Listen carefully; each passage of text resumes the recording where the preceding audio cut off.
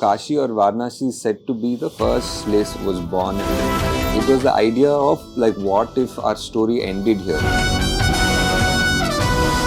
The story is basically between these.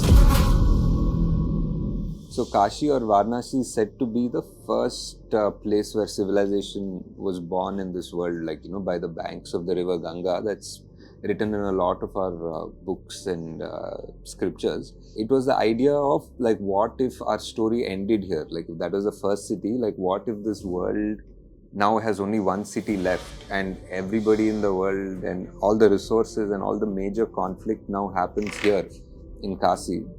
So that was the setting for Kalki. And now we are in a world where the most life-giving river, the Ganga, is dry. And people in Kasi are just living in just like a very brutal survival of the fittest sort of way. And above them towers the complex. Like maybe you guys have seen in the trailer or something, like this massive mega city sort of structure, like an inverted pyramid that is a kilometer into the sky. So that is the complex which has essentially everything. It's like paradise. It has all the greenery, resources, water, food, animals, everything that is not there in the world before. It's almost like a microcosm of what the world used to be like. And now the story is mainly set up here. It's between these two worlds, the people who are in the complex who control those resources and the people who are below in Kasi who don't have access, and these people in Kasi only just have a dream to enter the complex. In a way, it becomes a cycle. So for you to do the work to earn money to get into the complex is like one trap that you end up working for the complex and you finish your life before you can actually get in. So it's like one sort of a cycle, which is sort of something that happens today as well. Apart from these two worlds, there's also a third world which we call Shambhala.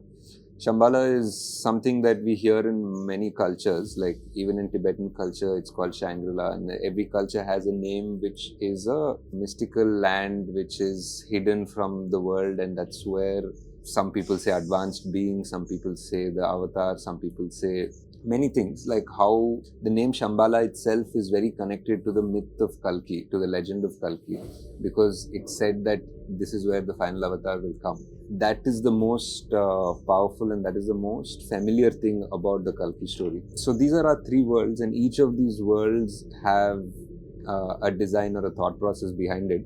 The complex people and the weapons and their vehicles are designed in a certain way because of what they have. People in Kasi are designed a certain way because of what they have. The world, there's money, which is units, and they are bounty hunters who need these units to get their job done or to finish their aspiration to want to go into the complex. And there's this third world, which is Shambhala, which is essentially the refuge. It's like a massive refugee camp in a way, like for all the religions and all the cultures that have been hunted down in this world by the complex. So they all needed a place to hide. The people in Shambhala are part refugees, part rebels, part the resistance who are fighting the complex. So the story is basically between these three worlds, and each of them are very unique in their own way, and how their paths cross and how the story goes forward.